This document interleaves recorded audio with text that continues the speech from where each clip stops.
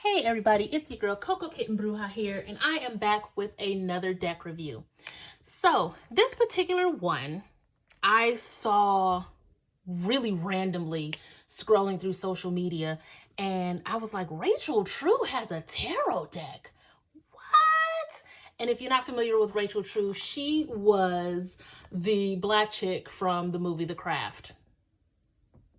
And she's been in so many other different things as well. But those who know the movie The Craft, you'll know exactly who I'm talking about.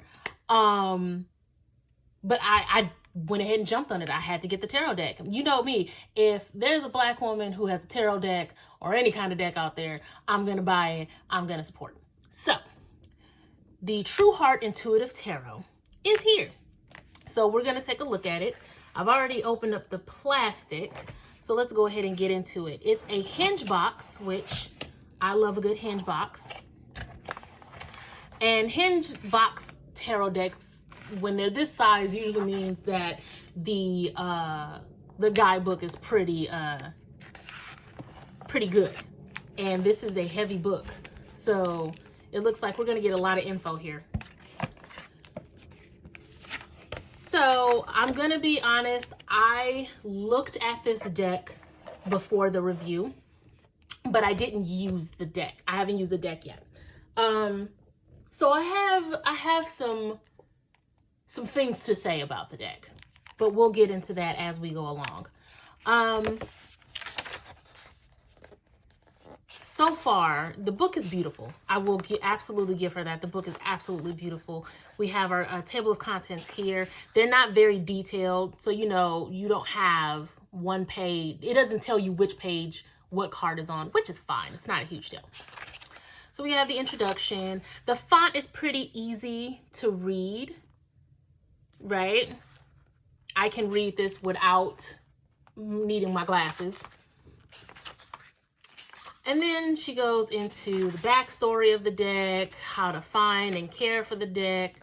She talks about setting up altars, journaling, connecting with the cards. I will say that based on what I've looked at so far with this deck, she puts a lot of herself into the guidebook.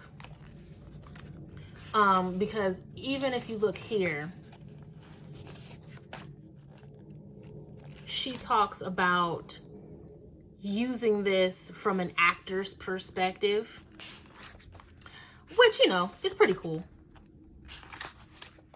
And now she breaks it down with numerology, what each suit means.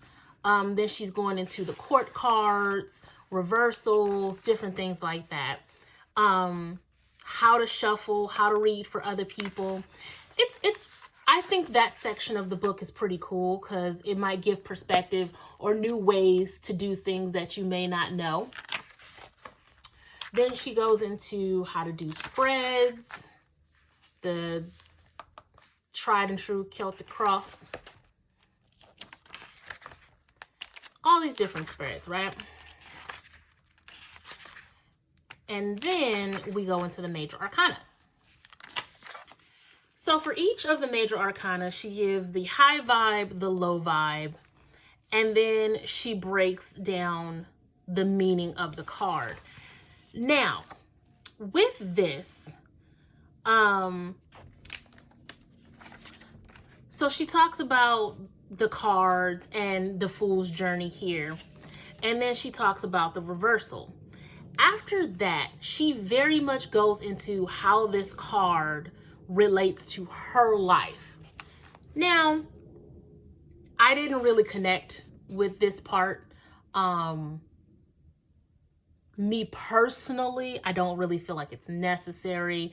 There are going to be some people who resonate with how she breaks down her life in regards to the card. That's fine. Me personally, I don't really need it. I didn't really connect with how she breaks down the card with her life. I do like the breakdown when it comes to divination. That's cool.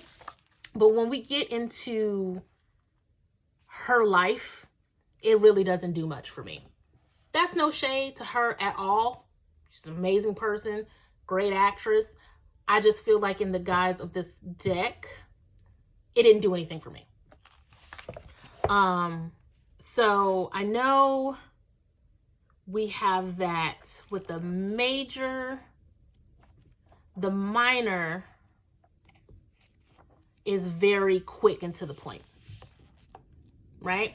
Once we get into the minor arcana, she gives the high vibe, the low vibe, and then the divination meaning and the reversal meaning. So it's very straightforward once we get to the minor arcana. So the bulk of the guidebook is the major arcana because she puts a lot of her life into the meaning.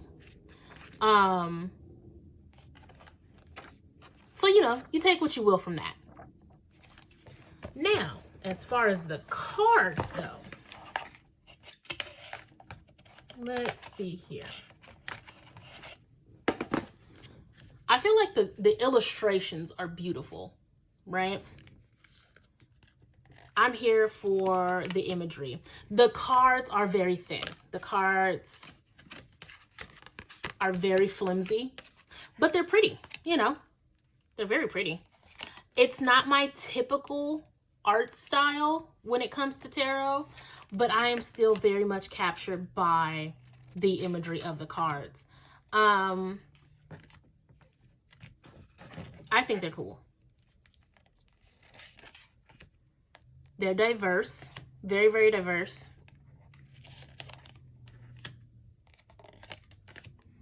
And I feel like there's something for everybody in the deck. Because of the guidebook, I feel like this is very much a deck for all skill levels. And the imagery can really capture those who are on the intuitive side of tarot. So yeah, I would give this deck maybe a 7 out of 10, just because I don't have the deep rooted, passionate connection to these cards like I do for other tarot decks. And then of course, well, I mean, hello. But then of course, I also don't really connect to the guidebook that much. So I give it a 7 out of 10. Cup cards.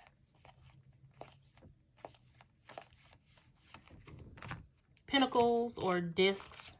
Let me get the other set here.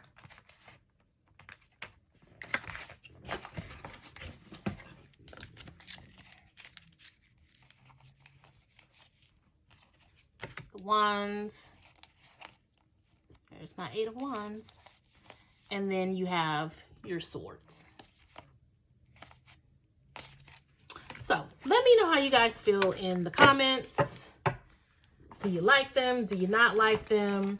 If you have this deck, how do you feel about the guidebook? Talk to me, people. I love to know how you guys feel about this deck. Again, I don't find anything blatantly wrong with the deck. I just don't really connect to it like I connect to my other decks. And that's okay. Every deck is not going to be a win. And there are decks that I love that you guys may not. So let me know how you feel in the comments. If this is a deck that you'd like to try, if it's a deck that you kind of feel the same way that I feel, let me know. If you guys are interested in any of my resin products, like my Clarity Pyramid here, hit me up at prismbyckb.com. If you'd like to book a reading or a ritual or anything of the sort, hit me up at cocokittenbruja.com. Hit the like, hit the subscribe button. Let me know how you feel in the comments. And until next time, guys, peace.